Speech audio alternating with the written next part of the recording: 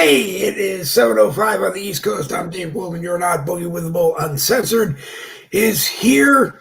And you're welcome to come into the Dave Wolman Profile live chat and be part of the broadcast if you want.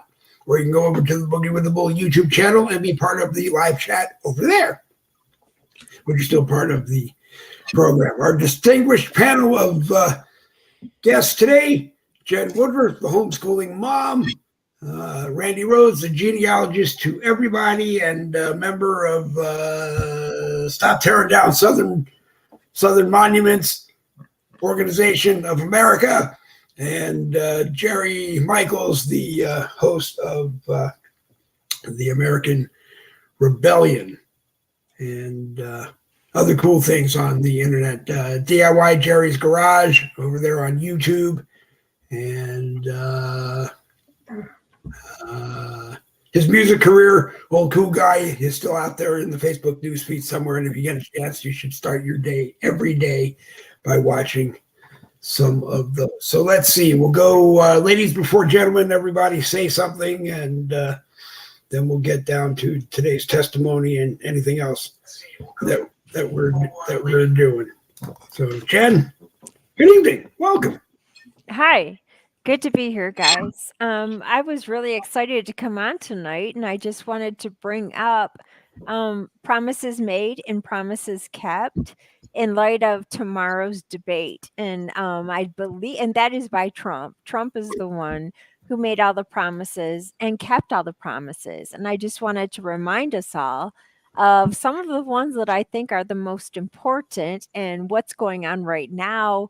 And unfortunately, it's not unfortunate for Trump. It's unfortunate for the other people who are trying to run for president. They haven't made any promises and they haven't kept anything, especially the guy who's in the White House right now, the resident. I will never call him president because I don't really understand how the votes added up to make him win.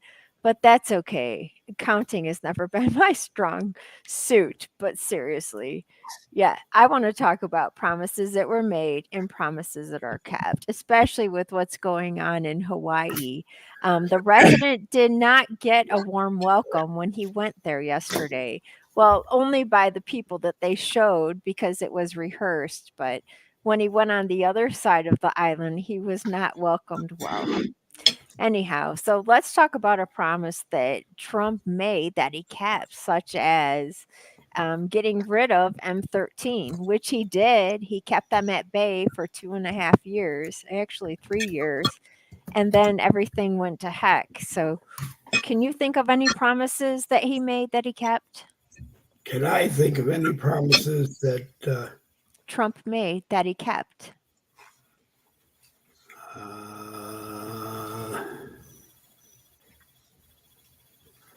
No. Well, no, only because he didn't become the president in 2020. But I don't know if at any time everybody just thought he would run again in 2020, or whether or not he wouldn't, whether or not he might just be a one term and move on.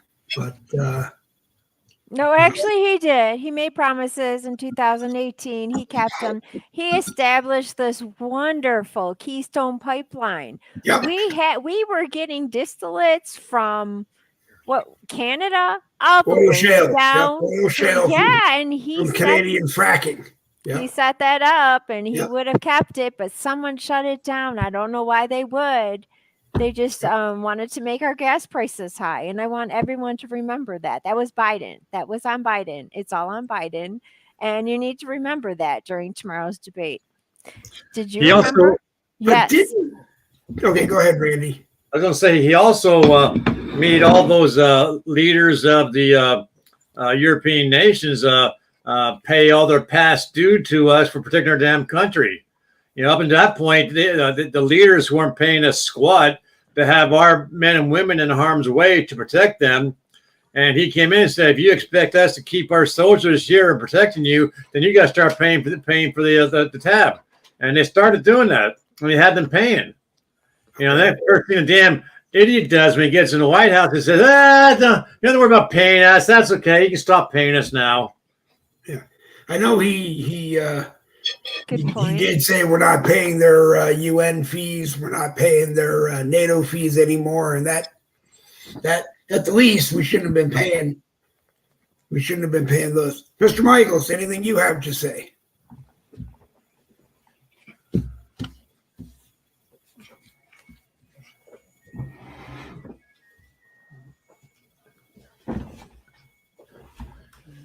He's muted. He has himself muted. How much are you guys paying for gas today? We are paying $3.54. Well, I mean, Go ahead, Jerry. gave us all a tax break he promised, I guess. I don't know how well that did because they took that away. But obviously the Keystone Pipeline.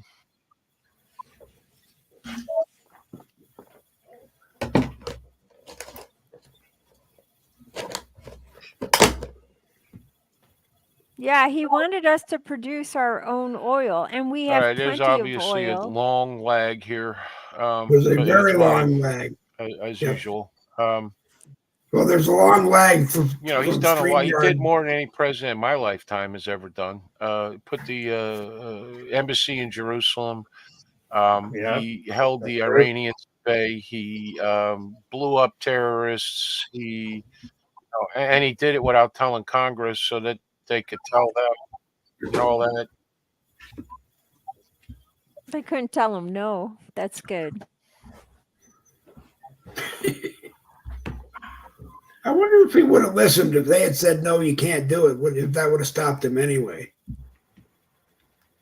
No. No, I don't think so. I think that's why he purposely didn't. I mean, And couldn't that's Congress deny him the money or whatever to pull it off?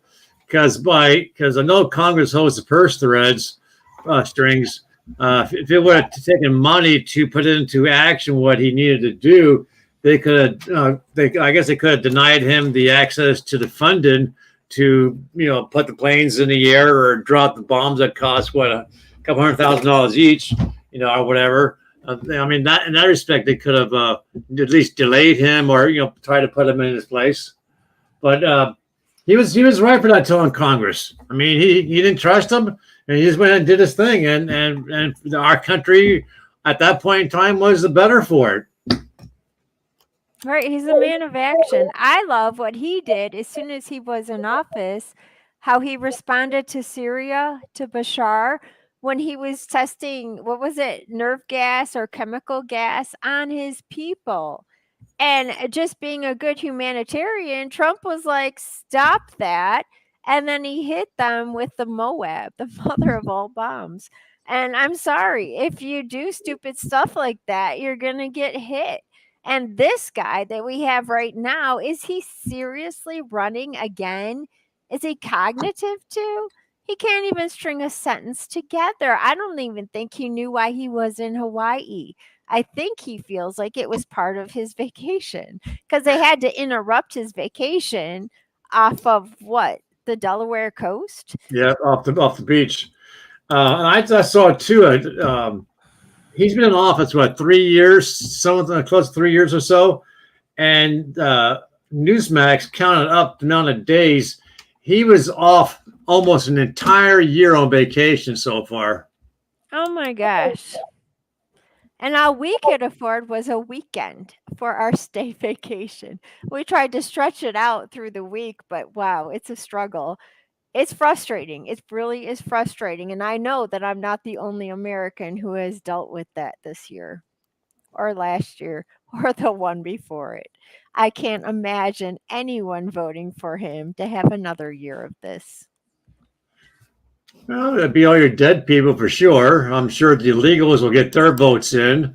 Obviously, the computer is going to get their votes in. And that's the only way the Democrats win. Dead, illegals, and the computer. Because anyone with common sense or a brain is not going to vote for the Democrats. Right. It's too expensive. I just can't imagine turning on the TV or whatever and seeing Trump debate Biden, how that's going to do anything for Biden. I don't see just how, when it comes to that debate, I don't see how, because Trump's just going to fire so much at him, Biden's just going to be. He's only do that. He's only do that act like he did when they asked him about when the reporters asked him about his son and the millions of dollars. He's going, oh, he's going to fall backwards. Isn't James Woods, the actor, a Republican, or am I wrong? And he's a Democrat? Because yesterday I saw a meme and it was 4 pictures of Biden, and 3 of them were actors. One was a real picture of Biden, and 3 had the names of actors. One was Jim Carrey, one was James Woods, and I forget who the third one was. And I kept thinking to myself, he's not a Democrat, is he? James Woods? I mean, I know Jim Carrey is. But let's see. But anyway, as we move along. Okay, this is going to take most of the screen, so I'll try to read it as we go along. I'll read it quickly. And let's see. There was... Oh, Jerry left us, and I apologize for that. I don't know if it was technical or content of program. Either way, if you get it fixed and you want to come back, you're more than welcome. Randy Grease says, these indictments that you are receiving is a political chess game. It's being done by the Trump team and the coup to get rid of the New World Order. There are documents that could not be unsealed until Trump was indicted. Now he can take his team of attorneys and subpoena these documents. He is fixing to open a can of serious problems for the Democrats. This is true. I love that. That's encouraging. Go ahead. Sorry, Randy. James Wood was a Democrat until they impeached Clinton. And when they did that, that's when he backed away and said, and now he's a Republican, and he's touting Trump's good things. Yeah. Yep. Okay, hang on just a second. Let's see. There we go. Robin Brunson is joining us. Danny Campbell is watching. And at the top of the broadcast, Liz Baker was the first person watching us. Good evening. And, glad to have you aboard. Randy Grease, do you want to join the broadcast? If I send you a link really quick. Well, actually, I'll send you the link anyway. It's up to you if you want to join us. You're always fun to have on a broadcast. So let me see if we can do this. Randy Grease. All right. I wanted to also bring up that mortgage applications were at a 7-year high when Trump was in office. And now nobody wants to own a house because the feds have raised the interest rate so high. No one can afford that. It's ridiculous. And I get it. It's all about weights and pulleys, like adjusting the stock market. Something has to go up, something has to go down. They're not even supposed to adjust the stock market, but they're adjusting our economic market. And it's frustrating because I can't stand the way they're doing it. And it's a joke that we always used to say on the JJ McCartney show. We would say, how do you get a Democrat out of a hole? You pass them another shovel, because that's all they do. It's funny because that's not how you get out of a hole. They just keep digging deeper and deeper and deeper and borrowing more and more. It makes no sense, but in their mind, it does somehow. But that's how a Democrat digs a hole. It takes 2 people. One digs the hole, then jumps in. The other one covers the hole. It never happened. And then wait maybe 45 minutes and come back and dig up the one that they just buried. So no, excuse me, the one that they gets buried with spoons, dig their way out. Yeah, it's I don't know. nonsense. It's not logical. It's ridiculous. Randy Grease, come join us on the broadcast. I sent you a link. It's not that I don't want to.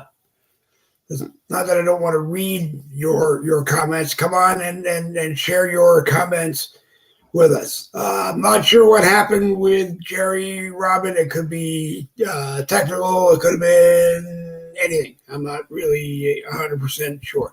But I'm assuming it's technical because he does have a lag a lot on the American Rebellion. I'm experiencing a lag getting comments from StreamYard onto my profile post, which is where I'm watching it from on Facebook right now. It's very slow. So They don't want us to talk. apologize. What? No, you're more than welcome to talk. I No, said They don't want us. Facebook doesn't want us to talk. Facebook doesn't want us on here, but you know what? I get tired of Facebook. You know, I watch or read all my friends in the newsfeed. They got 16 hours of restrictions, and it's because of this, because of that, because of this. They didn't like this post. You did this, you did that, and they end up with 16 hours of restrictions. Saturday, I got hit with a 16-hour restriction, and the only thing that I was restricted from was getting a review of the restrictions to get them reversed, because they just hit me with 16 hours of restrictions and didn't even tell me what they were. Then finally it appeared that they said that I am automatically collecting information from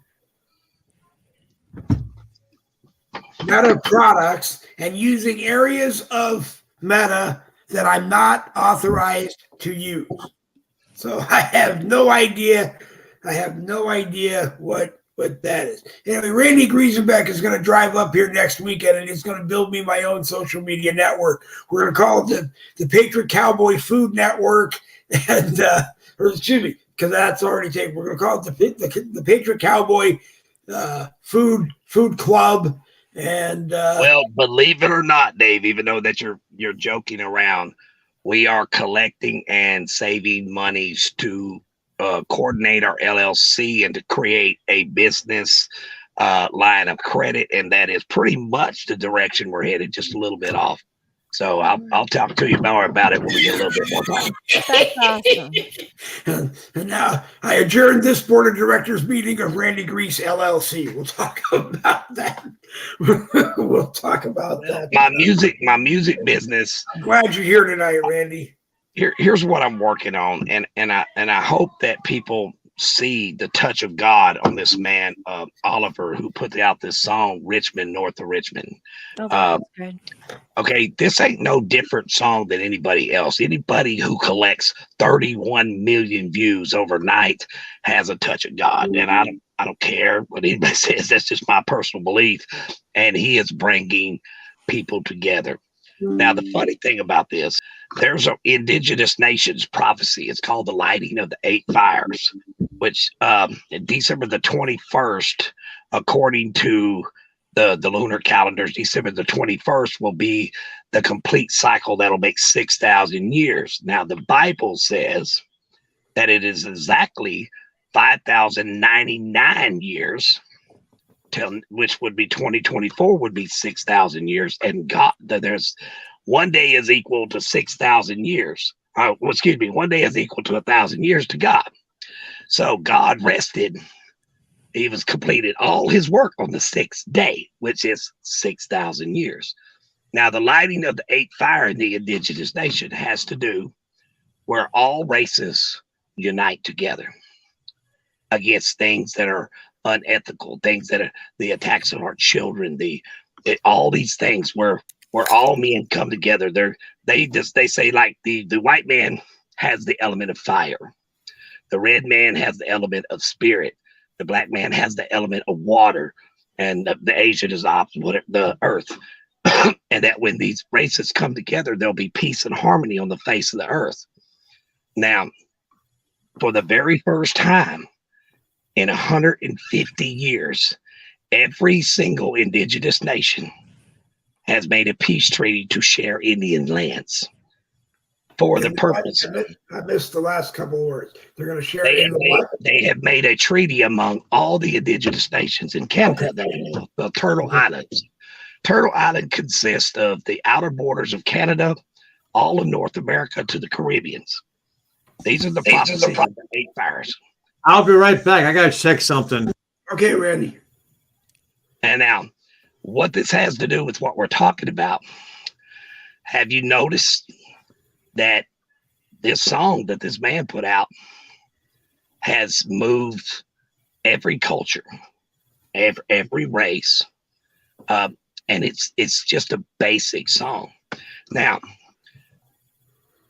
we're in a time I don't know the exact date, they're not giving it, but there's a convoy coming. It's hashtag Save the Children, capital S, capital T, capital C. And it's different from Save the Children. Capital S, capital T, capital C. It's already over 6 million hashtags in it. The Convoy 2023, where the East meets the West, is already almost 10 times bigger than 2022. And now they can use the Indian land because of the prophecy. I mean, because of the treaty among them. Now, what happens with Indian land? The feds can't get involved. You cannot be on a federal level. Government can't get involved because that's Indian nations. Nice. They're standing up for us. They're trying to commune with Americans, get Americans to come together to do the same thing. We have to come to a point to realize what we're seeing, like with Trump. Trump's a chess player. All right.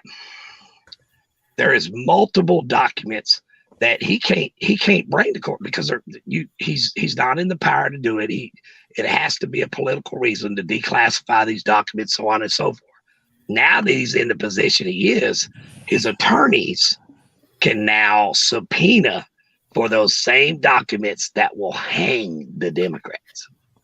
This is a chess game. And That's awesome. just like the leader of National Defense, when they talked about the election in 2015, just when you think Trump's about to lose, that's when he wins. And I've always noticed when he talks, he'll give a little clue here and a little clue here. What did he say before the indictments in Georgia? He said, I'm one indictment away from securing the Republican nomination. Oh my gosh. He yeah. knew. He knew. That's awesome. So, but I think we're about to see a change in how American blue collar people, the middle income and the lower income Americans are expendable according to corporate elite and the 1% elite. They don't care about us. We're expendable. And I think that song is significant for all Americans because now we want to see a loser win. You know, what they consider a loser. Right. And this is what we need to bring unity among Americans because it's not about a political party and it's not about color of skin. It's the crazy things that we are seeing are paid advocates by George Searle and the kinfolk to him. And anyway, I try to keep everything on a down low now as far as my political platform because I am operating a business. There is an agenda at the end of my business. So, and I try not to mix my politics, even though I have my political beliefs. So that's pretty much where I've been, why I haven't been around. I have to pick up my daughter from dance class in about 30 minutes. So I wanted to jump in and let everybody know why I've been so sad. That's okay. How's your family? Great.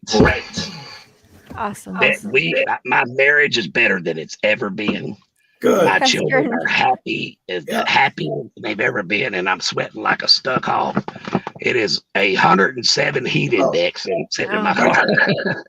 When you feed your children and you make stuff that they want to, that you teach them how to make stuff they want to eat, they're always happy. Well, I'm teaching them how how I grew up. I want them to know that you don't have to go to H-E-B, Walmart, or Kroger's to eat. You get a bag of flour, some yeast, and some cornmeal, and a fishing pole and a shotgun, you can survive. You know. So I'm That's teaching them awesome. everything I know, and my daughters love it. It's built a awesome. bond between us like it's unbreakable now. We get in there and we make homemade bread, and oh, it's a job. And my arms will be I'll be sore all of my wrists from kneading that bread. That's But it's good. fun. It's fun. I enjoy it. Well, that's like I was saying last night.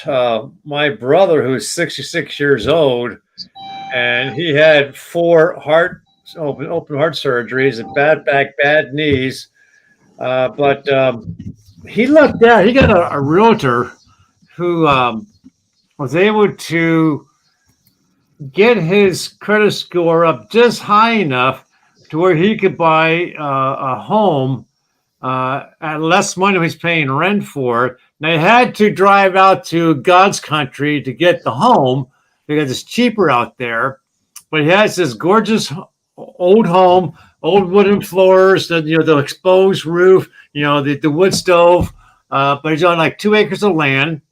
So at 66 years of age, he and his wife decided to try and become self-sufficient. So she has like an acre of land planted with all kinds of different, foods, corn, veggies, and stuff like that. And they just took receipt of 23 Speaking of chickens. corn, let's see if I can flip my camera. I don't know if I can. 23 chickens and 3 roosters. They're going to start raising their own chickens for the eggs. And then in a month or two, he says he's going to get like 4 sheep for the not the fur, but so they can shear them for their fur to sell it. So he's turned into a farmer. Me, I mean, I have the same health issues, but I'm lucky if I can walk out to the damn mailbox and back. The way my knees are, but I took a different course. I decided to, instead of being self-sufficient like he is, I decided to become the historian of the family and obviously to Facebook world. But and it's important for both of us. He happened to live, and luckily for him, is that the land that he has found this out. The land that he's on is rated as being for farm. There's the word for it. Agricultural. It's something like that, but because of the land's been, legally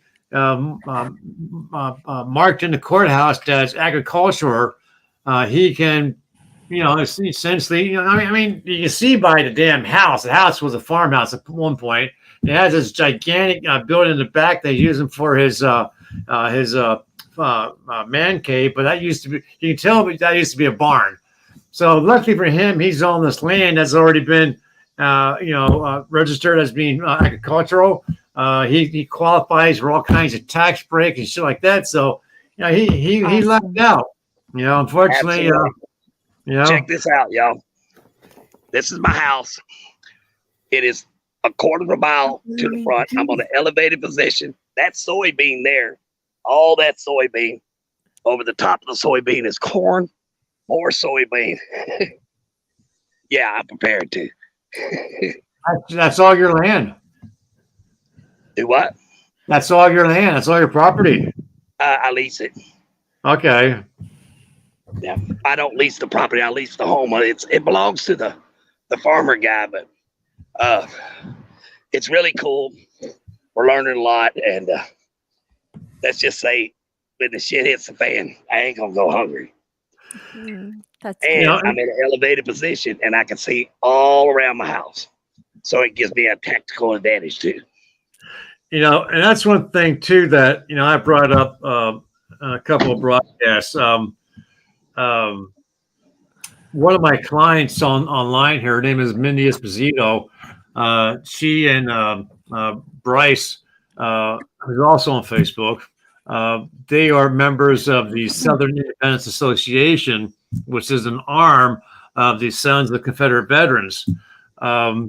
So she brought me on board as their genealogist for the SIA, and they just recently chose me to be their chief inspector to try and find politicians, from dog catcher all the way up, who support, the Southern heritage and the Southern history, so they can put boots on the ground and door knock and provide money for election, but at the same time find those politicians who are apt to destroy the Southern heritage, the statues, the monuments, and so forth, so they can do the reverse, which is to peacefully rally around these people like they do the conservatives, and make noise and make life miserable for them. That's cool. And the STV, the SIA, along with some other organizations, I won't say too much, but they have, let's say, they have the ability to respond, like you're saying, should a shit hit the fan, in many different ways.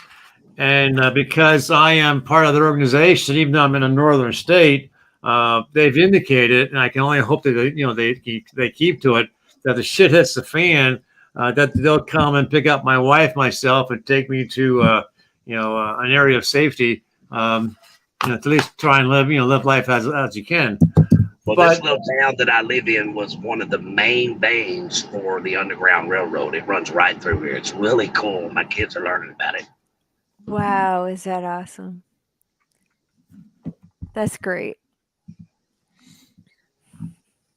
It's good to see all y'all. Yeah, it's good to see you too. It's been a while. Well, business is I got to remind myself that we're all people, and at the end of the day, Jesus washed the disciples' feet, and we're meant to love one another. And I have to see through the foolishness, because this earth belongs to Satan right now. So, I try to focus on what I know in my heart's right and what I know is wrong. All these people that were being told bad people, they're not bad people. They were just taught by bad people. They don't know the difference, and it's not their fault. So what we need to do is pray for them and hope that we come together as one people for what's right for each other. And that's what really impressed this guy. Say, Oliver turned down an $8 million signing label. Said, I just want to get back to the woods.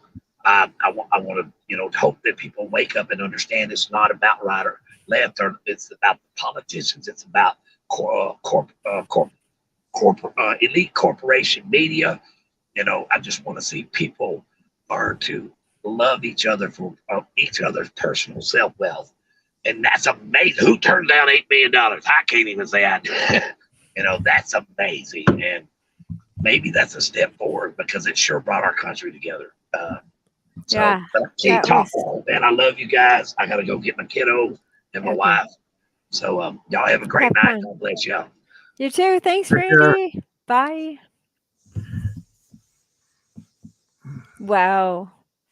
That was beautiful. Yeah, I know how he said that the earth is the devil's. I don't think it really is, because I love this verse that says the earth is God's footstool. And I'm like, yeah, and I just think that's so great that because I'm always thinking, don't mess with anything that's dad's that's comfortable, like his special chair, his slippers. And no, he doesn't have the My Pillow slippers. I think they're expensive little buggers, aren't they? Good Lord, they're on sale right now. We're just irritated. On sale for how much? I mean, they're not like $50 slippers. Oh, I know, but he's always on TV. We're like, stop. And so he has to be. He's got all those damn lawsuits he has to pay off. I know. Okay. Some people, I guess, are having trouble seeing the link in the live stream. Hang on just a second. I want to bring in hang on. Crazy Horse Stephen Tolliver, who always has very important things to say. So, good evening, Crazy Horse. Pleasure to have you aboard with us. Hey, how's everybody doing? Good. I'm sorry Randy Greselback had to leave. He and I go back many years in the Patriot movement. He said a couple things that he is misinformed about the feds not getting involved on Native American land. The feds have been getting involved in Native American land for 2 centuries now. So, Yeah.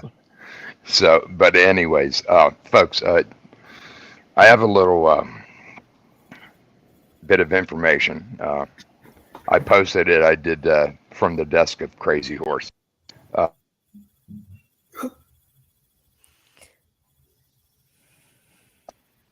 We lost your mic, Stephen. There you go. Okay, I have it on reliable, very reputable sources about Sleepy Joe and the Ho. Okay. Yeah, cover your ears. Okay. No. I'm sure. I am sure she has heard much worse. Yeah.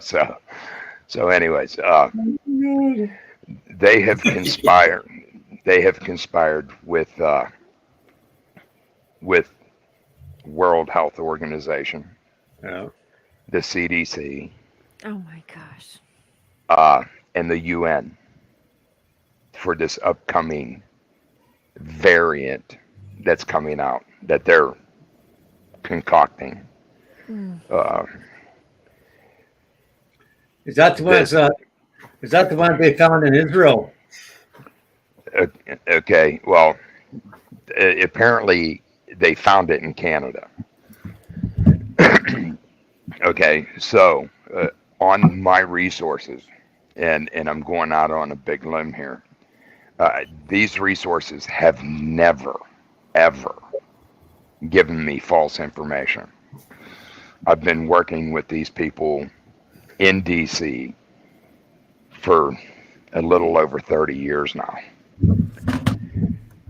These new restrictions coming up, the masking, the shelter in place, now it's being said that vaccines will no longer be suggested. They are going to be required. These restrictions and things that they're going to implement will be enforced not only by corrupt law enforcement agencies, but UN troops as well. Now, while I was doing some digging and some phone calls, I talked to another person in Washington, D.C. that informed me that they're going to implement CPS into the mix. That they will investigate and remove children if the parents will not comply with masking and vaccine requirements. So I also put in there, this is my opinion. This isn't just a move to rig the 2024 election. This is so the Democratic Party can take out the United States of America and impose upon us the socialist states of America and totally annihilate our Constitution, including, and the Bill of Rights. And just, it is, in my opinion, from talking with these people in Washington, D.C. today, it is my opinion that this is their final move to establish the socialist states of America. And I believe, and I've been on the phone, most of the day with other people who are fighting the government like I do, but they don't go to jail as much as I do. Okay, Jerry? So I believe we can thwart their efforts, but is going to take many sacrifices that this generation and past generations going back to World War I have never been willing to do. So There's going to be a lot of in-depth planning, organizing, and setting up a tier of chain of command. I'm telling you, this information that was given to me today has me very disturbed, has me angry. It doesn't have me scared because there's no way I'm going to be scared. I'm not telling this to you guys to make you scared. I'm telling you that to get you, angry with what this government, and this just isn't the American government. It's not just the politicians. This is worldwide. It's global. They are going to set up the new world order. And I got bail money ready. That's all I have to say. That's awesome.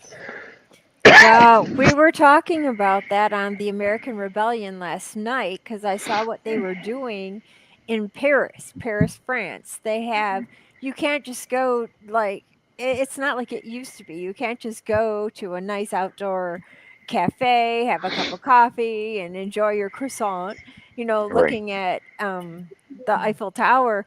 They have cops on bicycles that come by your table where you're dining to check your phone because your digital passport should be on your phone. And they just want to make sure that everybody has gotten that jab medication. And I'm like, oh my God, you can't even go on vacation or enjoy a dinner out without someone checking on you. And I know it's like that in Australia. I have some friends in Australia, and even the what is his name? Jack experiment. Jack Alexander. Yes, he has to check in like with his card with the code on it to go to a public bathroom. Yeah, It's ridiculous. Yeah, he said that a while back that your proof of vaccine card is on your phone, and you have to, it's like a barcode you have to stick up in order to get into just about any place. To do anything. They want to do that to American children, give them their own card. So when they get on the school bus, they check in. They're on the school bus. Then they get off the school bus, check into your classroom. They have to check into everything. That is not freedom. This is ridiculous. I know what you're talking about, Mr. Tolliver, is much more stressful than the checking in process, but we're still at baby steps to this thing, and I am fighting this. I'm giving out the phone number to everyone. It's on my Facebook page. You have to call Washington, D.C. and tell your congressman, tell your senator, vote no on the ATT. It's the Arms Trade Treaty. There's nothing trading about it.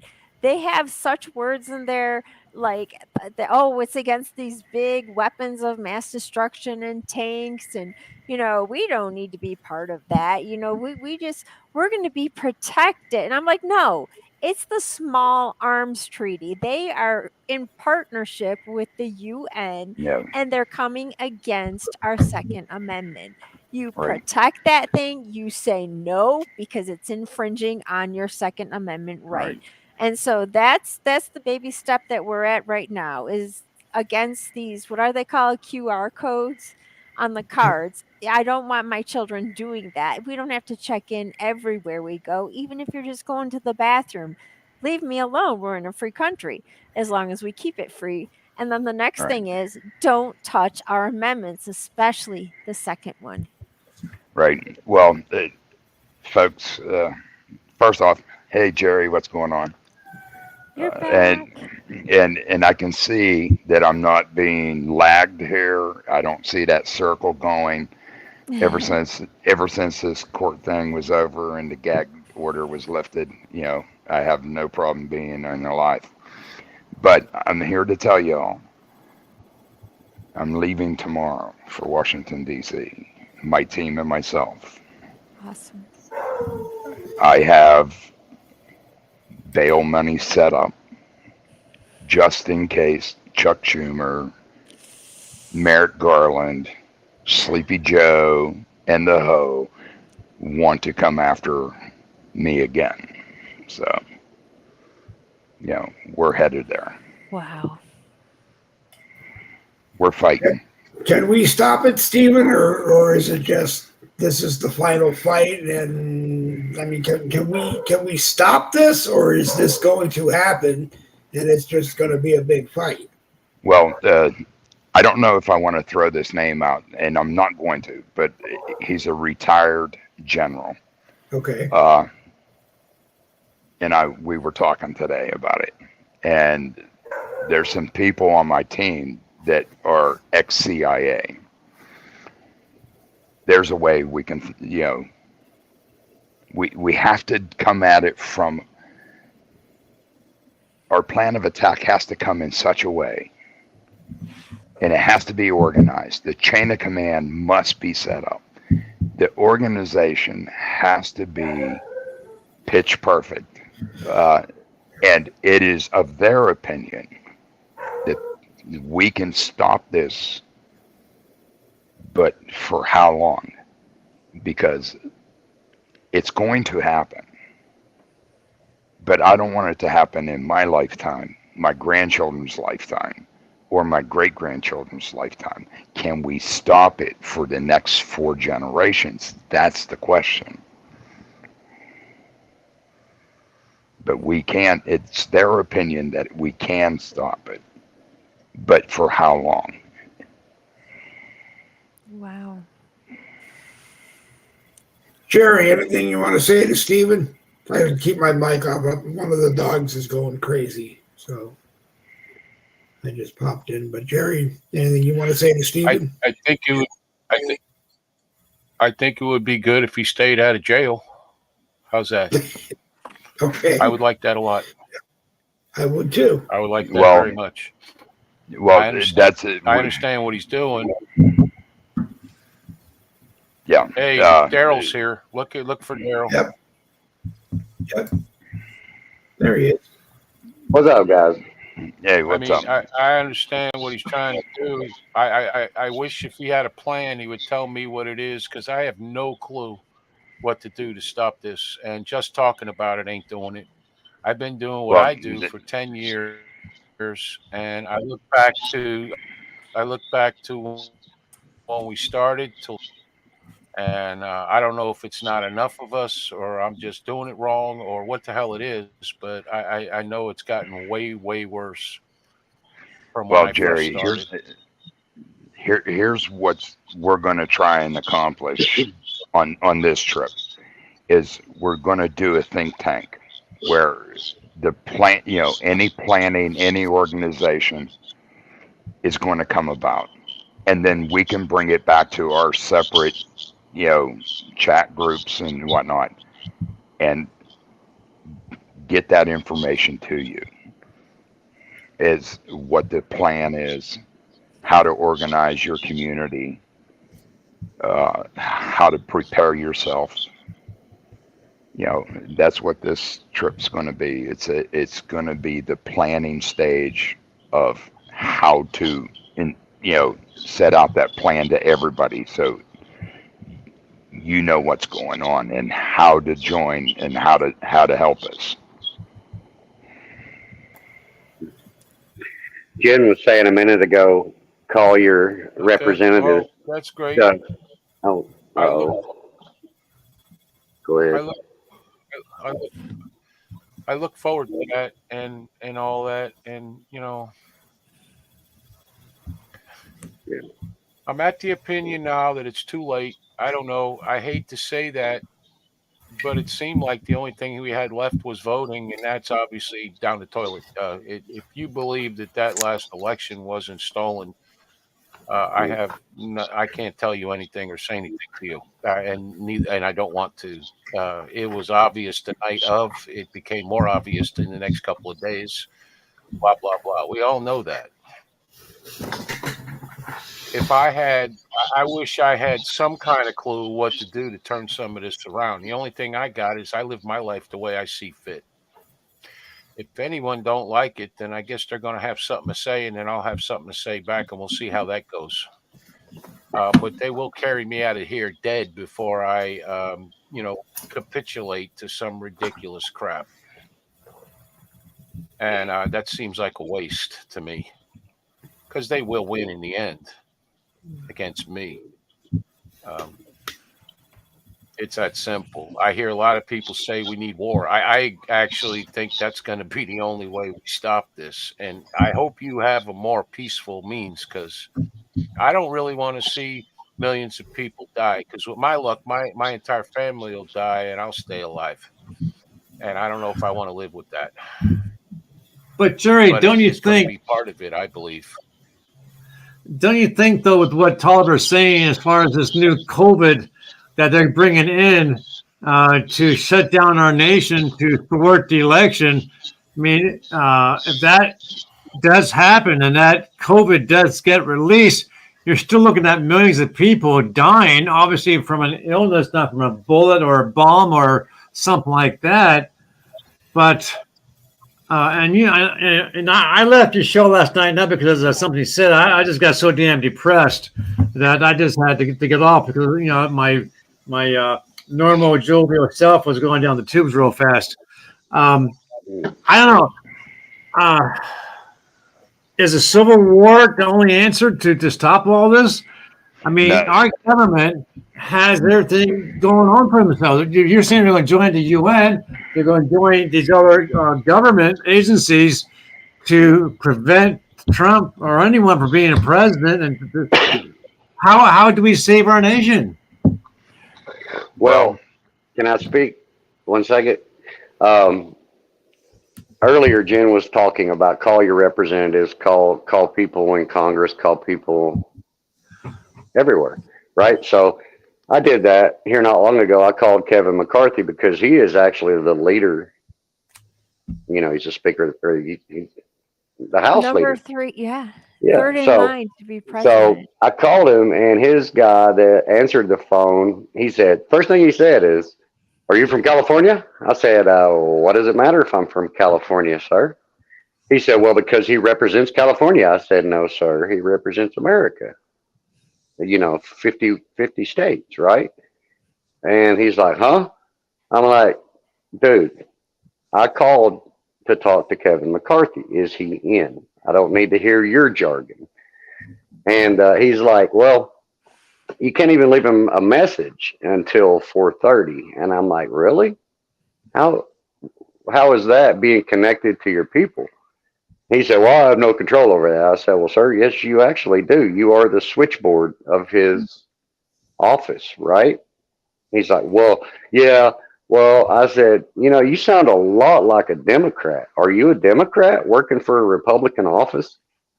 And he's like, "Oh, well, we don't, talk about political." I said, "Really?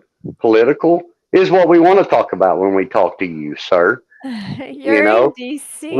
What that? Who the hell do you think you are trying to talk to?" "Well, if you're in, where are you at?" I said, "I'm in Tennessee." And he's like, "Huh." And I'm like, "Okay, all right.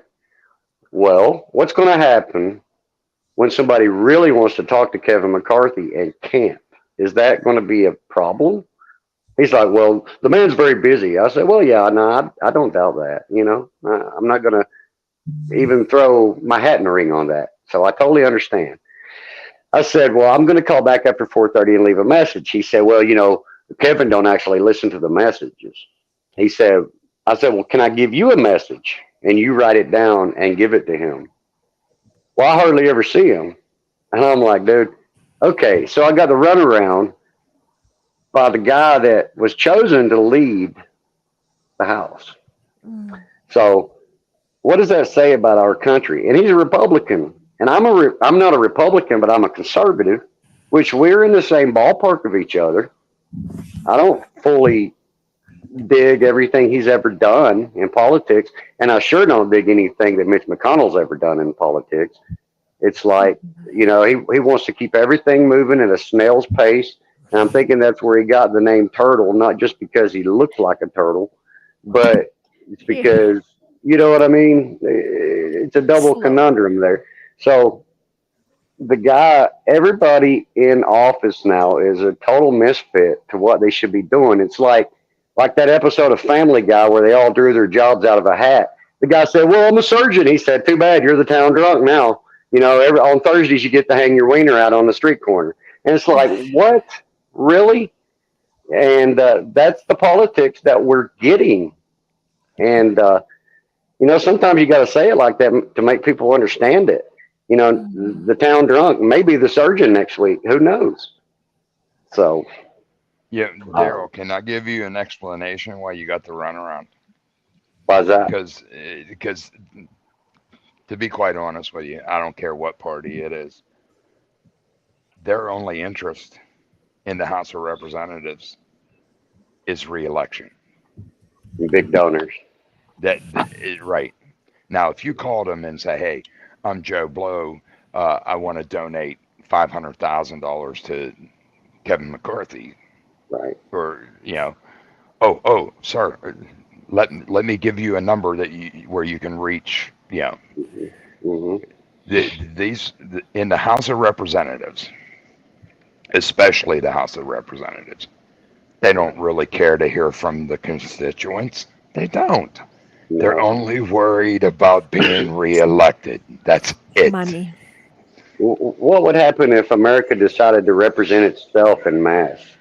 Well, you know what I mean? Today, we're going to blah blah's office and say, "Hey, you know, your job is no longer needed, sir. You are dismissed. Go home, have a happy life. Take your $144,000 a year and choke on it. Hope you eat shit and die." And then you don't change laws. I'm not saying be corrupt and cause a coup or anything stupid like that. I'm just saying, when are the people going to be able to walk the line of actually owning this place like we used to? There's just no way back. The surest way to get it done is, let's say you want to remove your representative, Mm-hmm. and you go to it within your district that he represents. Get a petition going with verifiable identification. Okay? Right. And have their ID number put right next to their signature. You can then petition the high court of the state and say, "Look, we have a petition. We want to remove this representative for dereliction of duty."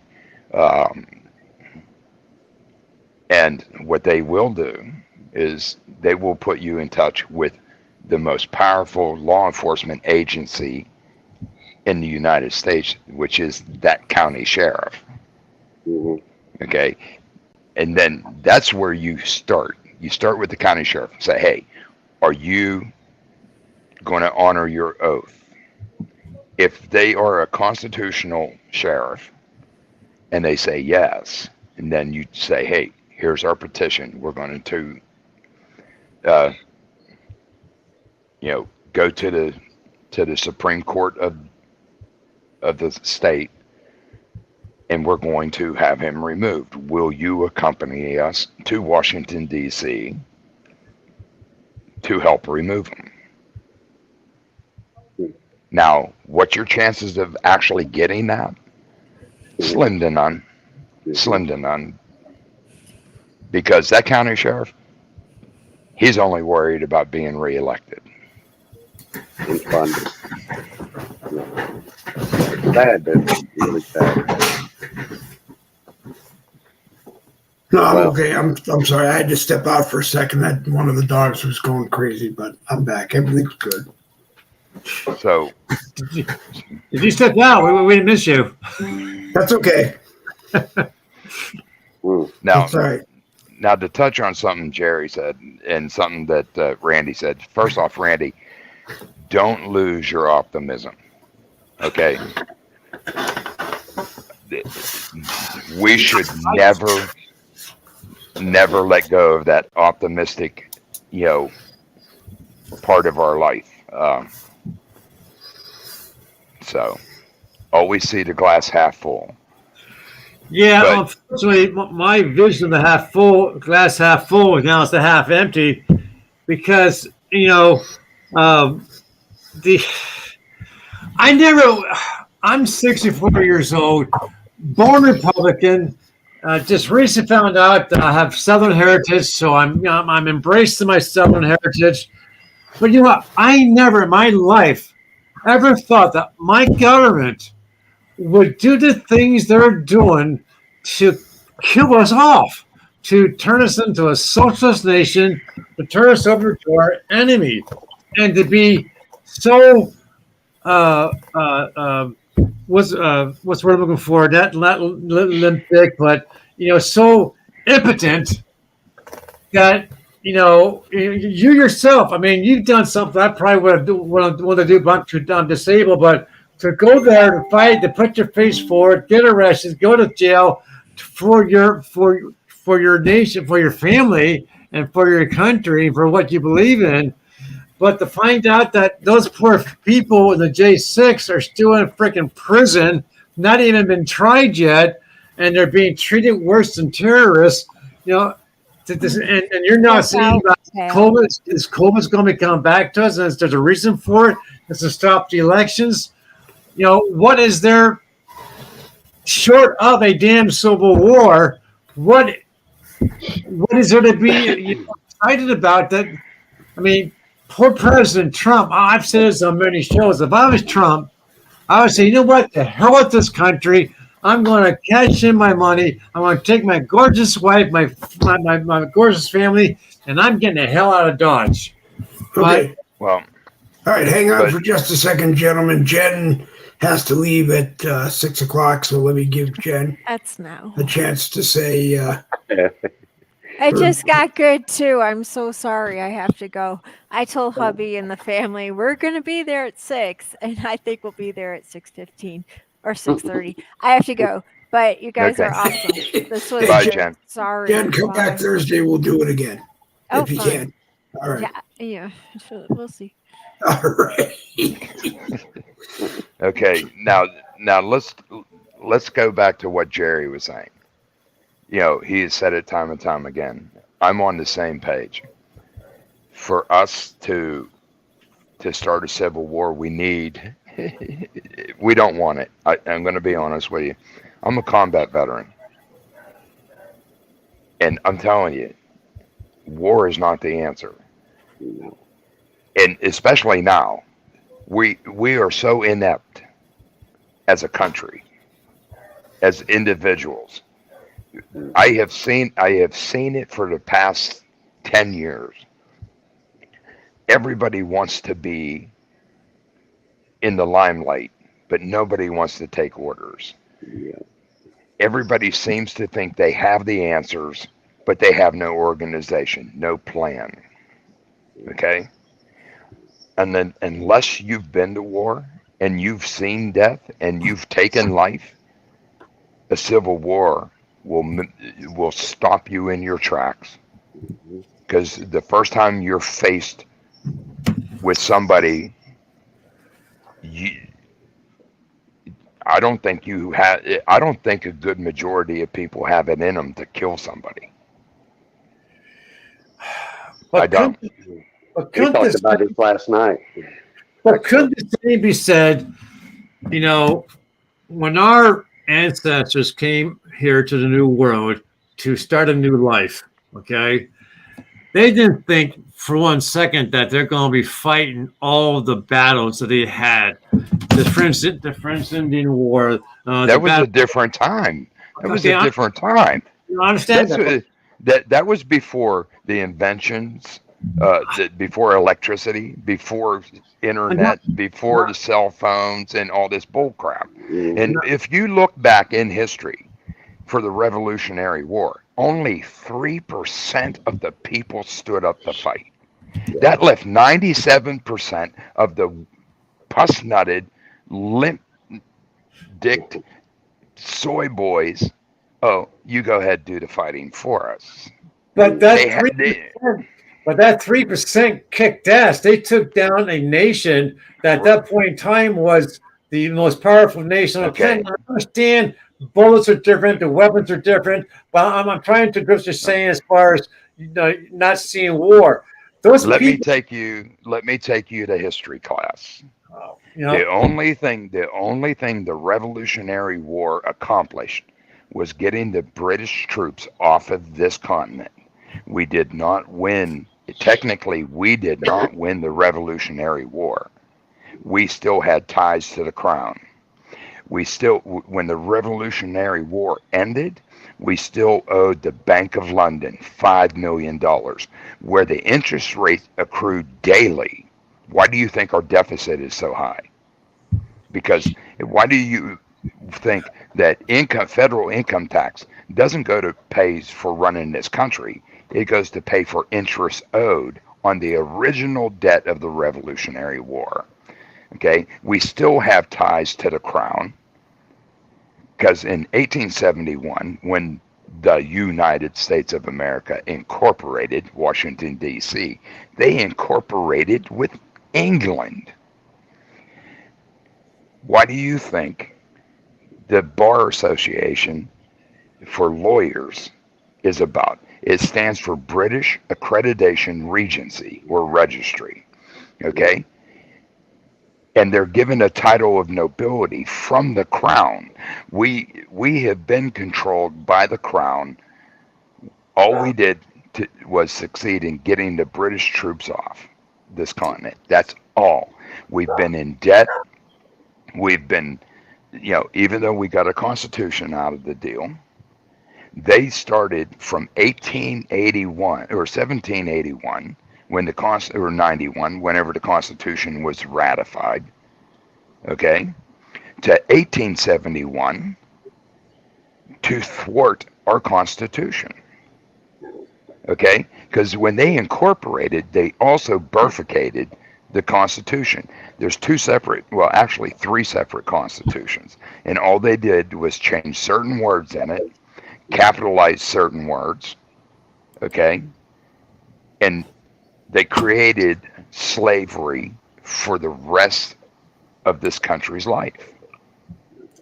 Isn't that where the two resolute desks actually came from? Yes. Through England. They didn't really settle the problem, but we had a resolution to the issues. Exactly. And that was, yeah. I get it, man. So then, 1871, let's fast forward to 1913, the Federal Reserve Banking Act. That was another nail in the coffin of America's freedoms. That's where, they said you had to pay federal income tax.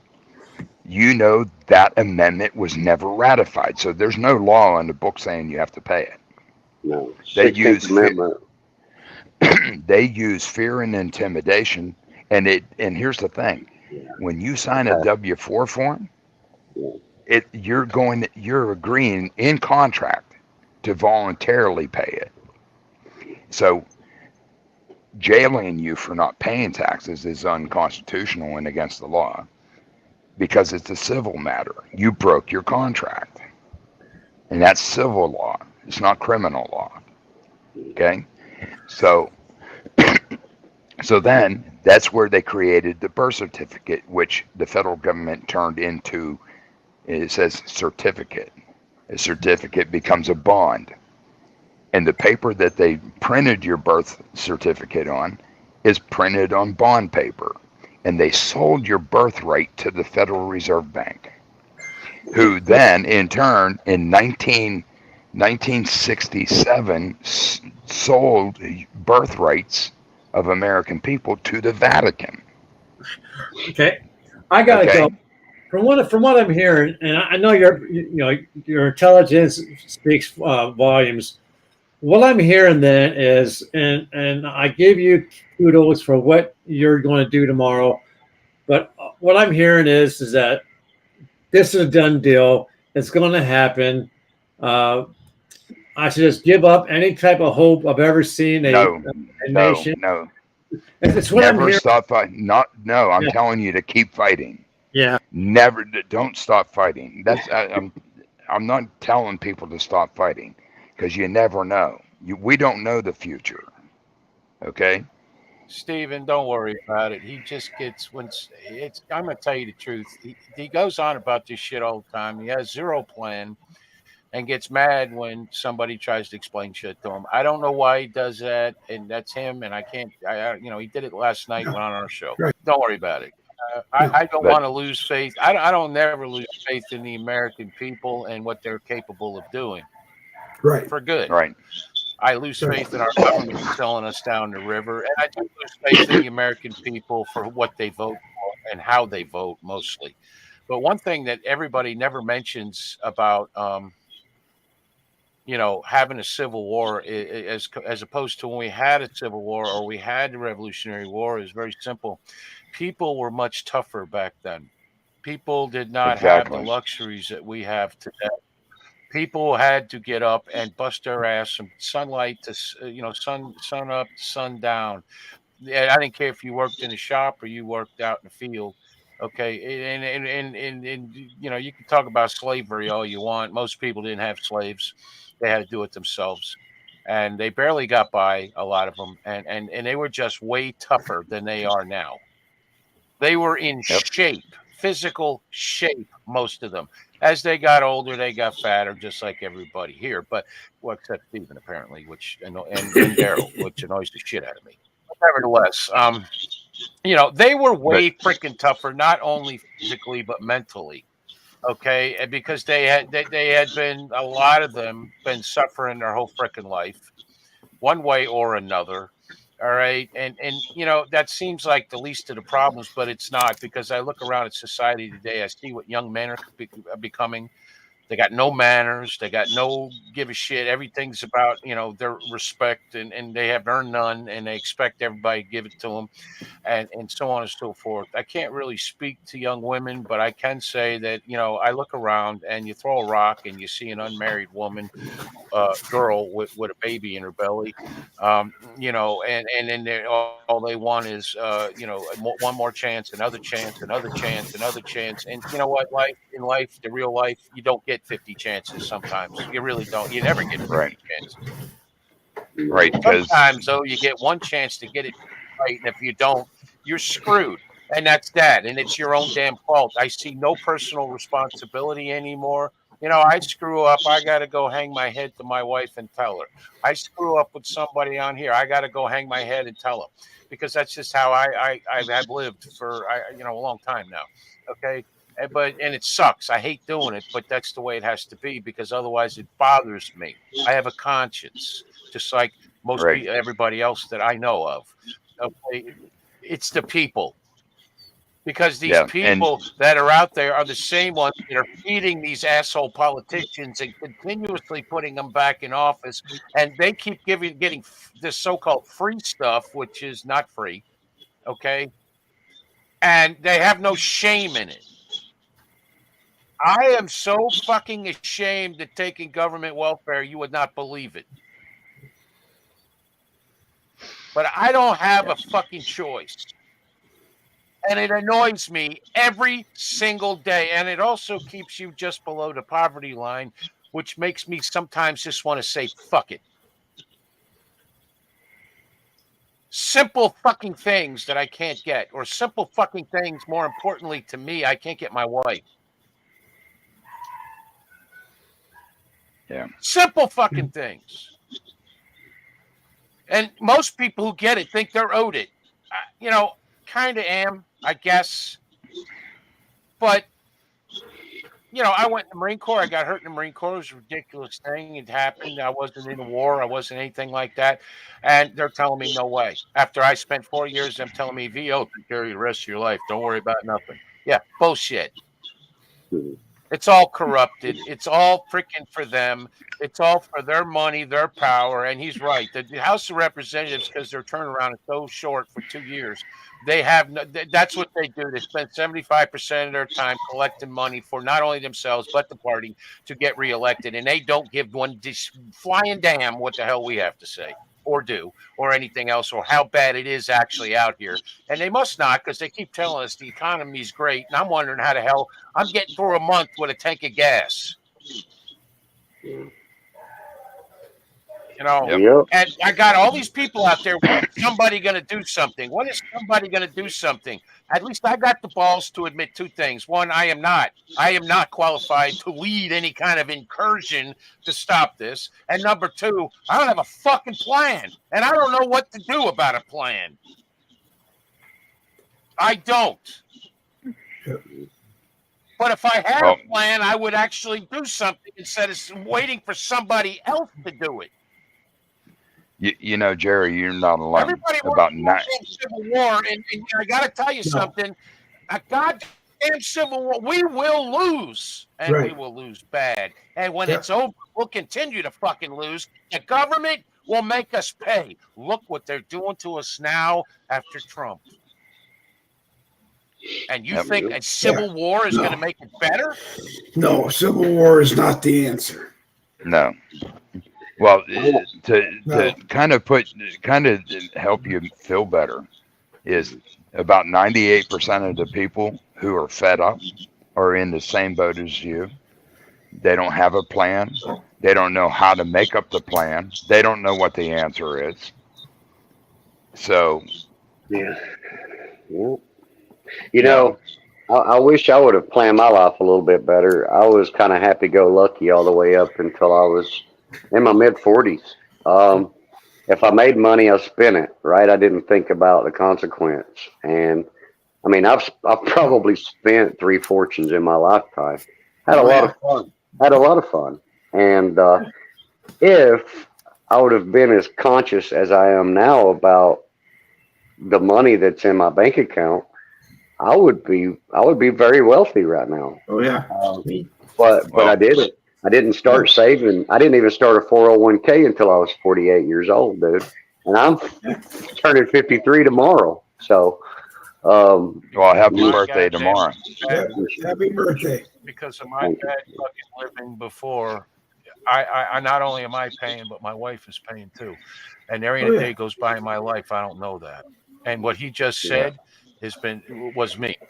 I mean, I haven't spent probably as much as Gerald, but every I have money, I spend it. And now I try not to spend it, but you got no choice because everything has gone through the fucking roof. And sorry, but in life you need some shit, and that's the way life goes. So you got to buy it. But you know what? He just explained my whole damn life in one sentence. At $22 an hour, I cannot make my bank account grow. It has stayed the same for the last 8 months, just because every time I get a little bit forward, something happens and it takes it right back down to where it was. And it's just like this.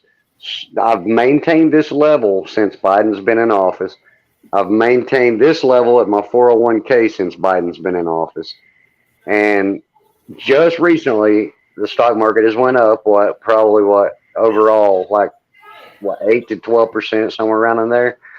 And I'll see that influx, but who's to say tomorrow if I don't have enough in war bonds that I'm even going to be able to make do with what's there. I may have to go reshuffle everything back around and try to just come out on the other side of the chicken scratch I've got left. You know what I mean?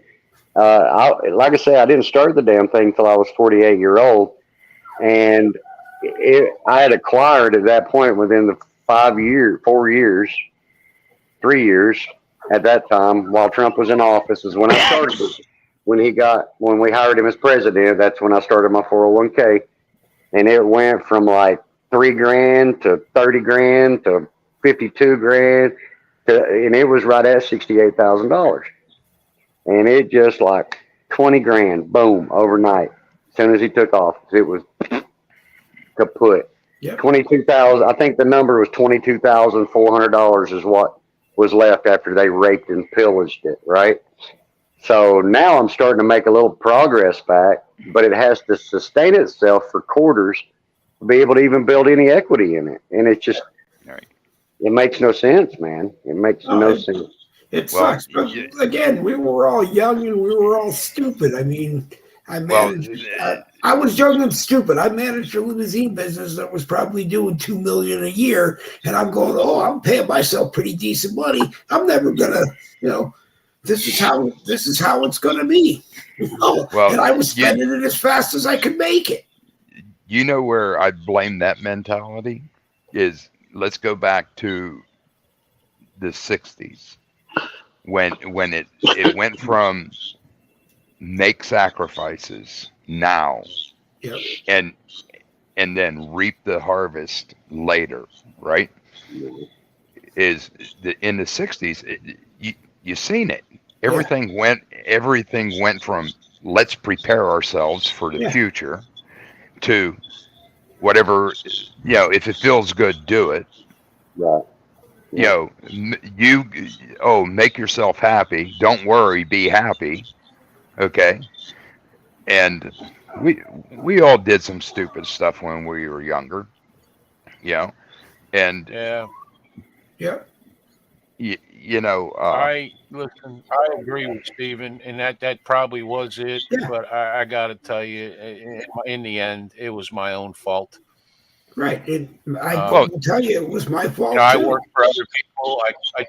I drew a paycheck, and I didn't like working for other people. So I looked around my house, seen what I had the most of, and I started my own business. And it was a nowhere business, and I knew that, but I was too stubborn to go and try to do something that was like a career like. Plus, I drank a lot, so that helped. That helped a shitload because I actually had a couple of jobs that were career like that I blew because of that. So that was fun. But in the end, when you expect, I served the military. There wasn't a war, nothing like that. But when you expect that help, I worked until my body gave out, figuring that the VA would be there for me. And I told the truth to start with after being told by someone in my platoon who was the staff sergeant says lie about it, telling me I heard it in training. And I wouldn't do it because I had a reputation in the military with the people that were in command that I always told the truth. That's why I didn't get in trouble a lot because I would tell if I did it, they would be okay, whatever, and they'd save my ass. Or if I didn't do it, I'd tell them and they believed me. So I told the fucking truth, and believe it or not, that has come back to bite me in the ass all these years later. But see, here's the one thing. They gave me a promise.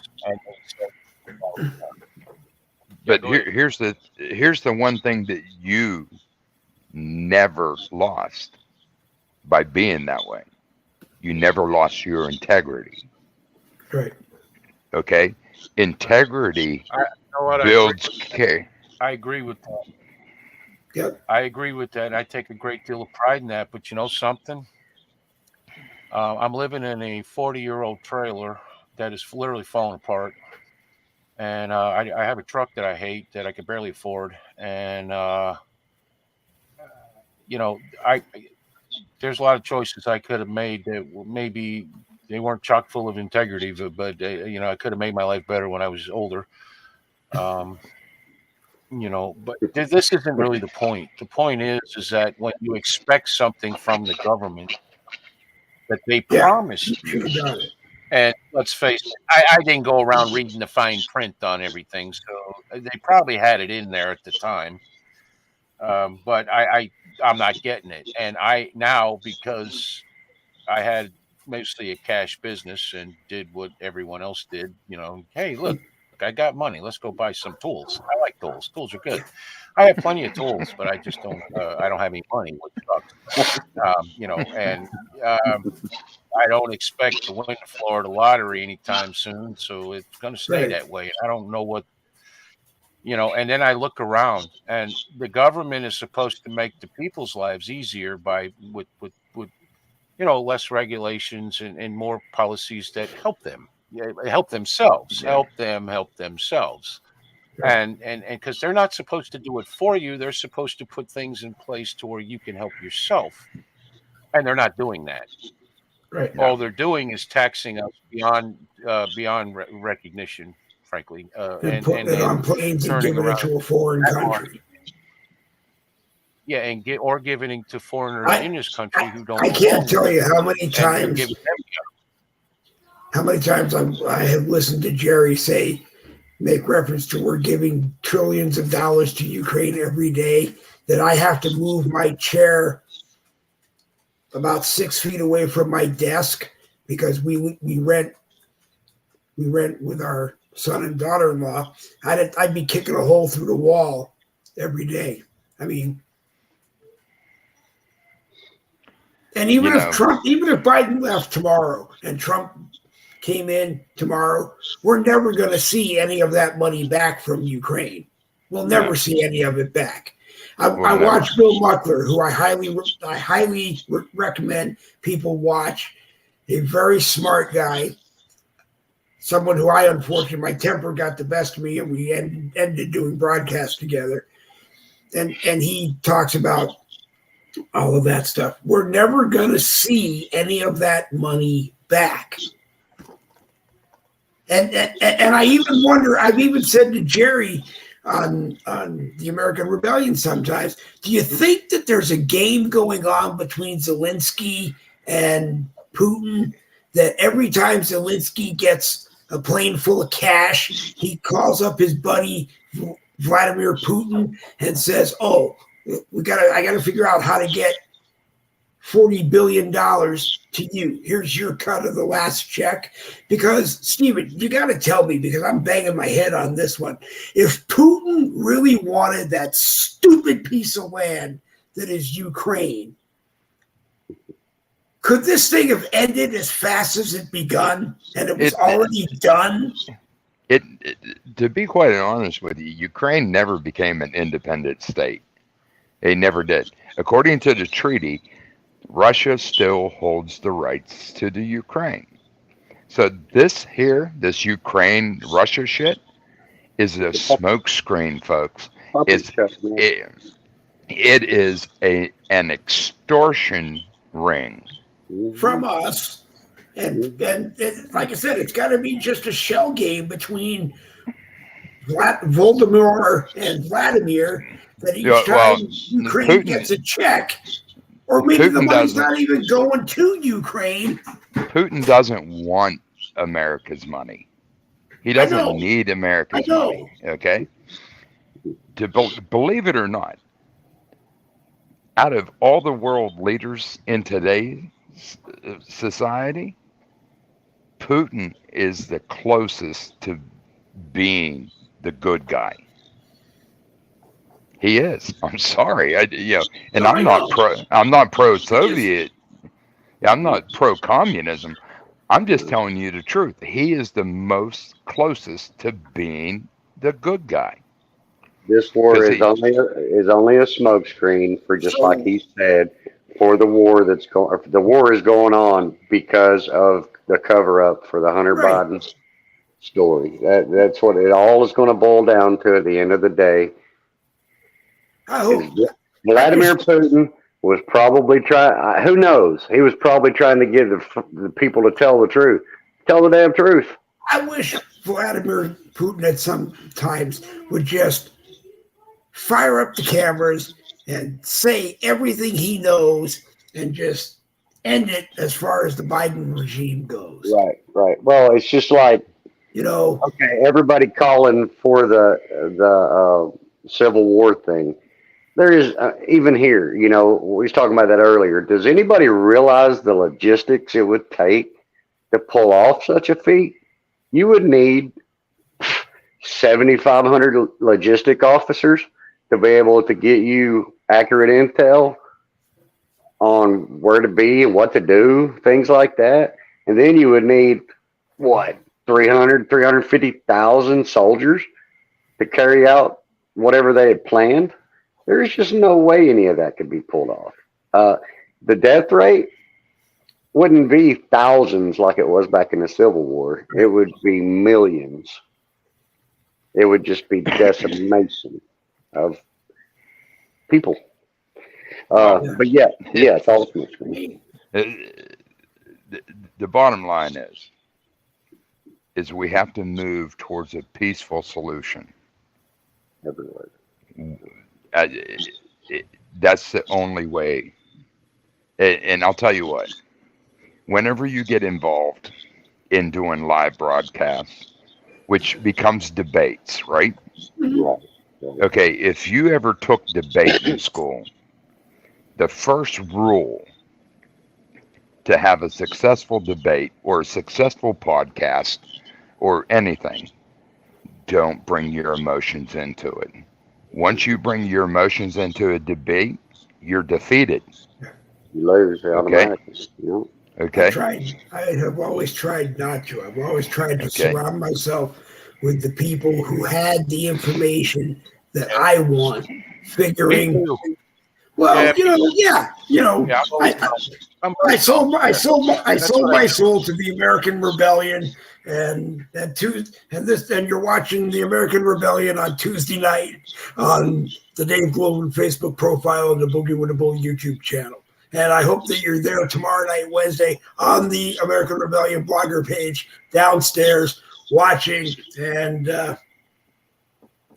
I apologize for not being there the first couple of days of this week. It's just been somewhere in the dingy basement where we really can't see each other, and we like it better that way. Somewhere. Somewhere in the dingy basement where dementia takes you to every once in a while.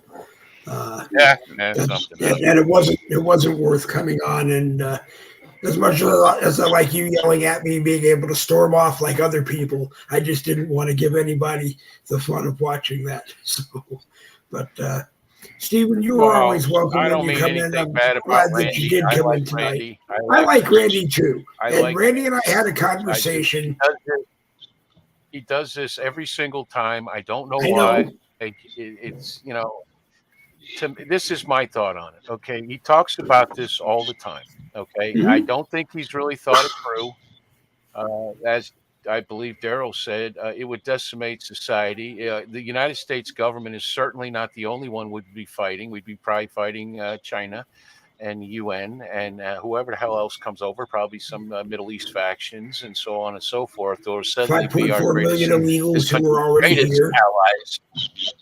Yeah, not to mention the fact that no, they would all leave because they're not getting killed over this stupid crap. Okay, even Well, first off, the very people that would be pushing for a civil war would be China. Right. It would be Afghanistan. It would be Pakistan. Russia. Because okay, and guess what? Guess who's going to fund the rebels? China, Afghanistan. You know why?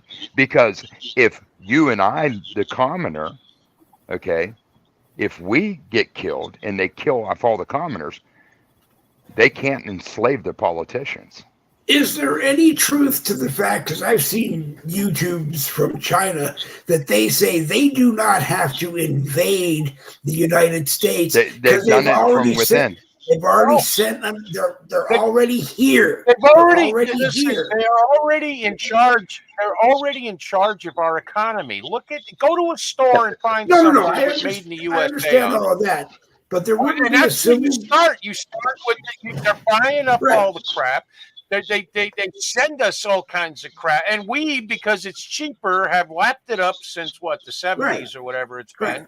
Okay, because it's so cheap, and then we turn around and bitch and moan. My favorite saying, ask my wife, when I'm fixing anything in this house, is under my breath I'm muttering, "Made in China crap," because that's what it is. Yet that's what we have to buy.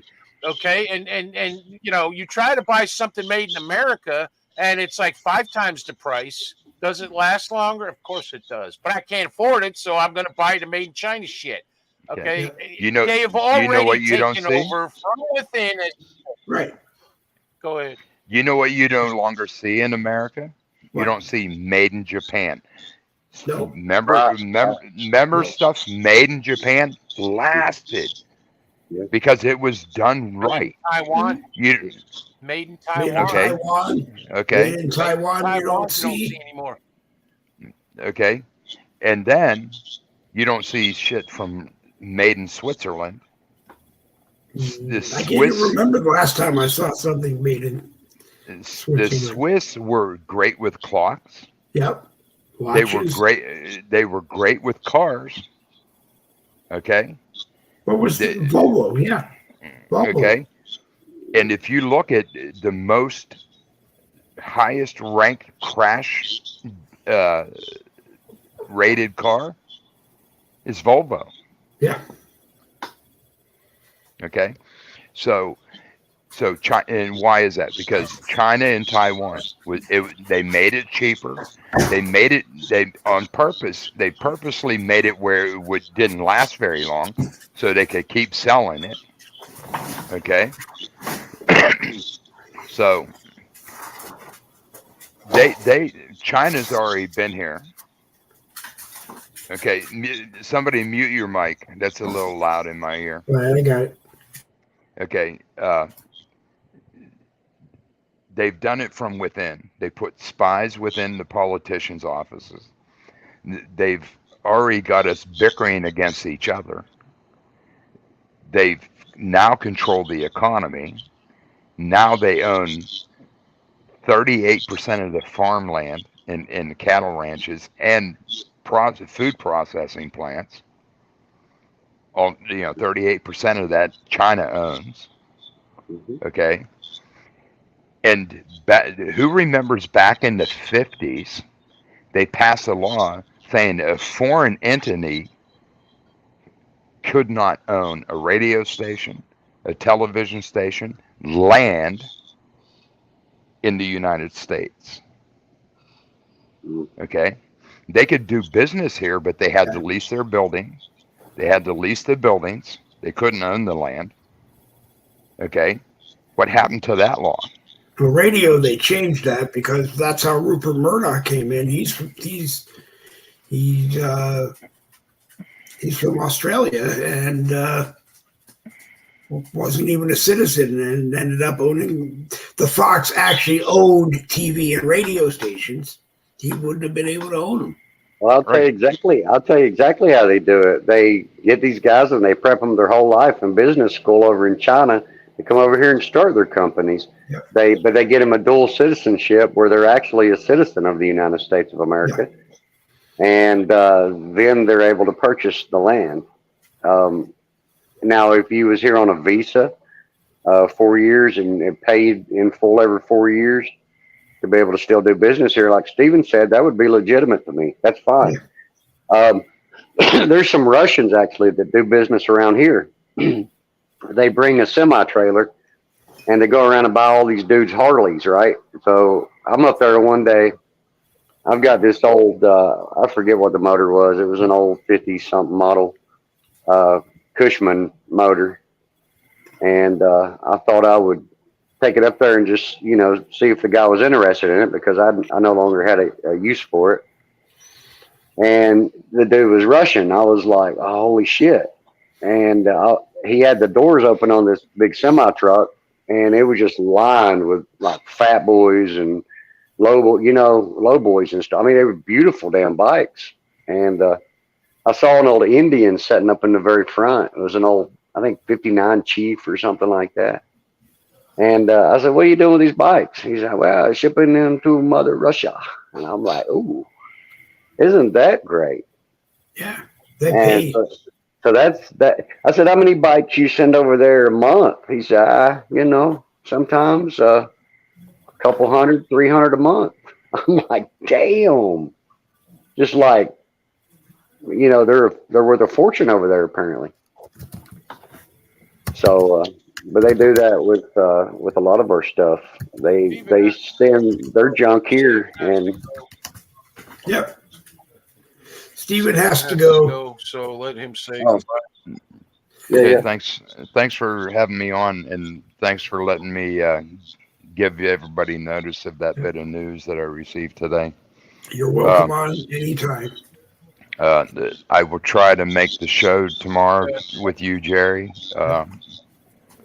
And hopefully, I guess you're to go on now. So why don't you come on tomorrow if you can? Yeah. And I didn't catch any of it because I was busy trying to unscrew my internet. So okay. Which didn't happen, but I'll let you know what all happens tomorrow morning.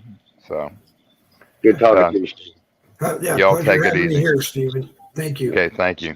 Okay, All right. goodbye, everybody. Take care. All right, Stephen Tolliver, you see, he's from the Desk Crazy Horse Posts around. I know he was working on a broadcast of his own coming on soon, and I lost track. I think it was going to be on Sundays. But I will watch the American Rebellion tomorrow and ask him when his broadcast is on. And that way you will know. I got to go too, Dave. Okay. Yeah. I got to go Yeah, too. Same here. Thanks Same for here. having me on. I appreciate it. No problem. And I'm glad that you came, and you're always welcome. Good show. All right. Good Thank show, you. Dave. Thank you. Yeah. Thank you for coming. All right, Daryl, you going too? Yeah, I got to get out of here, man. You got to go to work. Hey, people. No, I'm on vacation till next Monday. So. Oh, you're on vacation until next yeah, Monday. So I'm trying. now's a good time to call Daryl at home because he's home. Y'all have a blessed night, man, and stay vigilant, guys. Before you go, I saw it looked like it was not really the kind of racing you do, where everybody's got a, for lack of putting it better, you'll probably beat the hell out of me the next time you see me, a racing simulator. There's some kind of a movie. It starts with a G, I think. Oh yeah, Gran Turismo. Yeah, is it worth seeing? You know about it? Yeah, I mean they use iRacing sometimes, but most of the time on like Gran Turismo, they were talking about was the video game Gran Turismo. Yeah. That's what they do. So it's not iRacing. We don't have any Gran Turismo cars. We actually have NASCAR sanctioned cars, which are all of motorsports except Gran Turismo, which is like apparently a Dallara car that's extreme or something. I'm not sure what it is, but I know that when I win the Powerball or the Mega Millions, you're coming to wherever I'm living to build my my car. The one that I looked at, a friend of mine had stock in the company. It was like $75,000, and it works on latitude, longitude. It will take an actual camera like that's on the highway and that's what you see. So it looks like you're driving real time, but I don't have the money for anything like that. You're talking about a full motion simulation rig. Those they are. I've seen some of them up to $500,000. I mean, I couldn't spend that much. My wife would kill me. It's ridiculous. I mean, I'm low budget. I'm mid 5,000 to 8,000 range. Yep. But yeah, I'm like you, man. If I get to call in Rich, I'll build me a hell of a sim rig as well. All right. Hey Nick, how you doing, buddy? Right. Y'all have a blessed night, man. Good talking. Daryl, thanks for coming. I'll see you. All right. Thanks for Daryl. Hey, Nick, you came just in time to save Bonsoir. Yeah. Well, Dad had another eye surgery today. Oh, so I'm sorry. Dad just got home, so and then I had to go pick up my grandkids. So I've been babysitting and the whole 9 yards. Yeah, prayers to Dad. Yeah, they had to put a stent in his eye. He had a stroke in his left eye a while back, months and months ago. And then everything they've been doing, shots in the eyes, it's not working. So he went through surgery again today. So they put a stent to drain the pressure. I know and about all that good kind of. I know about the shots every 6 weeks, right eye for macular edema. Yeah. My mama has that. So she just did that last week, as a matter of fact. If you're lucky, you can get it up to every 4 months. I got it to 2 months, and then something happened, and it's every 6 weeks. But you do what you got to do, because if you don't do it, And then they put her on vitamins. Yeah. Which I bought the vitamins. It's not expensive for me, but it's expensive for them. They're both retired and on limited income. Yep. Well, I'm on limited income at this point, but still, I'm not getting any. But I still have the money to to pay for it. So Well, I you bought know, like if you're a 3-month supply that they could actually both use to help their eye vision. oh, And it's a vitamin. That's what was prescribed yep, by the doctor, so to speak. It's off the shelf, but yeah. So I bought two big bottles of that yep, stuff. yep, That'll last like 3 months. See how yep. that works out for them. How's your Corvette? It's still sitting there covered up. Yeah. Yeah, I had to get Daryl to come work on it. Oh, okay. You got to make a video. Boy, if I ever Actually, you crank got to do it live. The next time you're on it, you just got to do something live from the Corvette. Live from the Corvette with I Nick. haven't been around in it in over 3 years. It's been sitting there covered up. You better check it, Joe Biden. You better check it. Joe Biden might be storing stuff in the glove There's box. that. Yeah. But it has a parasitic draw that keeps killing the battery, and I can't figure out where it's at. So it's got a brand new battery in it, but it killed it in 2 weeks. So, and I just hadn't done the work on it. I hadn't taken the cover off in over 3 years. Ouch. I don't know what it looks like on the inside. I'd be driving that thing every day as long as it's not raining it's or fun. snowing. Well, there's that. Yeah, it's fun to drive. Yeah. I mean, it's a piece of work. Believe me. Yeah. With you drive, you got 500 horses under your feet. Yeah, Yeah. it's a beast. Yeah.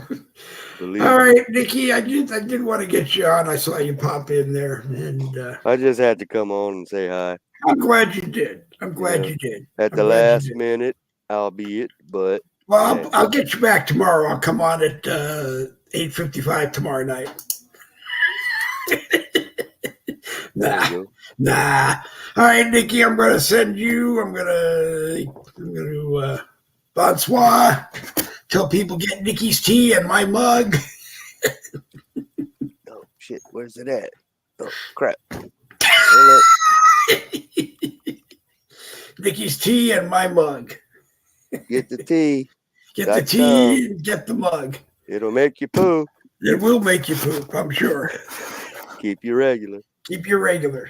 All right, Nikki, always a pleasure. I will see you tomorrow night on the American All right, Rebellion, sir. I'm sure. All right. Yes, sir. Thank you. All right. Bonsoir. Let's see. Bonsoir. All right. So that was Nikki Young. And you saw, let's see, Jerry Michaels and Daryl Rector, who are part of the American Rebellion crew. You see them Monday, Wednesday, Friday, and Saturday, 7 p.m. Eastern to 9 p.m. Eastern here on Facebook, downstairs on the American Rebellion blogger page. And I know they're on Rumble, but I'm not exactly sure where. So make sure you watch them. I see Roland Hatton, my buddy, partner in crime from the United Media Group Uncensored. Got a fancy name, United Media Group Uncensored. If you got something you want people on Facebook to see, it's a public group. Make sure you post it in there and do that. William Grant watched, and Democrats will see money. Yeah, well, I wish Democrats would stop seeing my money because I need it more than they do. John Trump was watching S. Marie Daly, who didn't give me the answer whether to call her S Marie, or Marie, Miss Daly. Next time you're on, please let me know, and I will refer to you however you wish. Daryl Rector's watching. He was on. Robin Brunson was on, and watching and commented, and I appreciate everybody who does. I have to make some changes to StreamYard. We actually got our own set up and got it running the other day, and for some strange reason, it's not letting me comment in the live chat if I'm watching the broadcast on Facebook, which was what I like to do. So I'm going to get that figured out and work on it from there. There has been a terrible lag, I know, lately between sending something from wherever you are, like we're in Fleming Island, Florida, northern Florida, to wherever StreamYard is, and then them sending it back to Facebook and then getting it onto Facebook. So I apologize for that. And if it becomes a real problem, we might have to look around for someplace else. I like StreamYard. I think what you get is the best. So if you're looking for a live stream service, you can download the free 20 a month demo kit, or free 20 hour a month demo kit, or you can talk to me, and I'll work with you, and I'll show you mine, and you can do everything that I can do, and make your own broadcasts as well. Boogie with the Bull in some capacity will return to Street Lock in the next few days. It will be both a group that is video intensive, meaning there are lots of different YouTube channels and other channels that can be embedded into the group. And people have asked me on StreamYard, and on StreetLock, people have asked for some specific things. I've got some specific things that we want to get in there. If you have a YouTube channel, and it doesn't have to be a political broadcast, or if you have a YouTube channel, then we would be interested in linking or embedding, as they call it, your YouTube channel in the Boogie with the Bull group coming to Street Lock. Boogie with the Bull True Patriot Talk, which is a public group here on Facebook. You can do the same thing. You can go and take your YouTube channel, if you wish, embed it into a post, and when you are live, people will be able to watch you live. When you're not live, people can watch the latest live and then snoop around your YouTube channel and take a look. And you're more than welcome to do that in the Boogie with the Bull True Patriot Talk public group here on Street Lock. Well, here on Facebook. It's going to be Boogie with the Bull something over on Street Lock. I haven't figured out the name again. But anyway, you've been watching Boogie with the Bull Uncensored, a copyrighted presentation of the No Budget Broadcasting Company. We own everything, including the logo in the corner of your screen. If we use something that is not if we use something which is copyrighted, and you let us know that we did not have permission to use your copyright, we will get together with you and apologize profusely. We don't make any money off of anybody's copyrighted stuff that we use.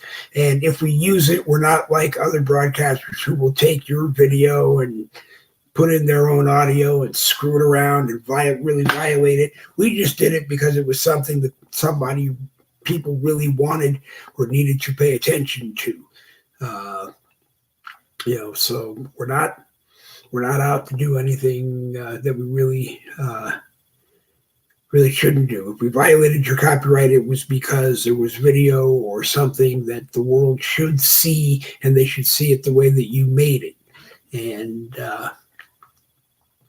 so work with me, because 9 out of 10 times, I'm sure there's more stuff that you'd like to make available to us, clips here and there, and get into our broadcast, get into our Facebook groups, our Street Lock group, our American Patriot Social Network group, our Gab group, our MeWe groups. We're all over. We're just about everywhere. The only place that we're not yet is a Telegram. Channel. People have asked for a Telegram group chat, and I'll think about setting it up. Right now, I do recommend that you join the Telegram. On Telegram, you join the Telegram APR broadcast channel, the Telegram APR American Patriots Rising broadcast channel, and all kind of stuff there for you to watch over there. One of these days, somebody's going to come along with something better than Facebook, and it will be free, and that's where it will be. And, otherwise I'll be dead and it won't matter anymore what happens. But, It is what it is. They're going to do whatever they're going to do to us because they're going to try to quiet us because they don't want the truth to be told. And, after 14 years and, millions of 16-hour or 1-hour restrictions on this and on that, pretty much I'm still here. I've only had one StreamYard account the whole time that I've been here. And, one Facebook account the whole time that I've been here. And this has been it. And we do the best that we can do. If you would like to be on a Boogie with the Bull broadcast, they are Tuesdays, 7 p.m. Eastern to 9 p.m. Eastern, and sometimes on Thursdays if we have a reason to do one, and sometimes on Saturday mornings, 10 a.m. to noon. But Tuesday is 7 p.m. to 9 p.m. Then, like I said, Monday, Wednesday, Friday, Saturday, be downstairs on the American Rebellion blogger page, 7 p.m. to 9 p.m. Eastern, and watch the American Rebellion. Share it all over Facebook. Share any Boogie with the Bull broadcast all over Facebook. If you have an idea for a Boogie with the Bull broadcast, message me and we'll talk about it. If I can do it, then we will do it. If I can't do it, then I can't do it. But I'll help you become an expert in StreamYard and be able to do it yourself. It really is pretty easy that you can do most of it yourself. I apologize to the people in the in the Dave Goldman profile live chat. I have to go through and reset something because for some reason I can't comment into the live chat on my profile. So I have to just go in and reset something.